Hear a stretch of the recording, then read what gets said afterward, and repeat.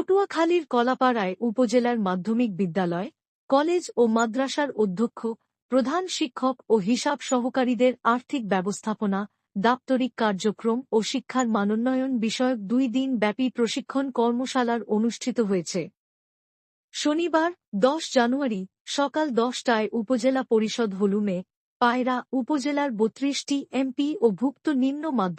মাধ্যমিক বিদ্যালয়, 25টি এমপি ও ভুক্ত মাদ্রাসা, 05টি এমপি ও ভুক্ত সাধারণ কলেজ এবং 04টি এমপি ও ভুক্ত বিএম কলেজ কৃষি প্রযুক্তি ইনস্টিটিউটের প্রতিষ্ঠান প্রধান ও অফিস সহকারী কাম হিসাব সহকারীদের ম্যাট 132 জন আর্থিক ব্যবস্থাপনার স্বচ্ছতা, ছুটি বিধি, ব্যবস্থাপনা কমিটির দায়িত্ব, কর্তব্য, শৃঙ্খলা ও আপিল বিষয়ক এ প্রশিক্ষণ কর্মশালা অনুষ্ঠিত হয়।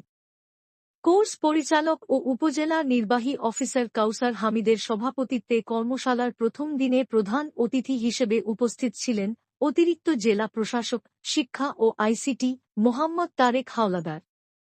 এ সময় প্রশিক্ষক হিসেবে উপস্থিত ছিলেন উপজেলা সহকারী কমিশনার ভূমি ইয়াসিন সাদেক, উপজেলা একাডেমিক সুপারভাইজার মোহাম্মদ মনিরুজ্জামান খান, ঘূর্ণিঝড় প্রস্তুতি কর্মসূচির সহকারী পরিচালক আছাদ উজ্জামান, উপজেলা সমবায় অফিসার মোহাম্মদ আব্বাস আলী সহ উপজেলা প্রশাসনের কর্মকর্তাবৃন্দ।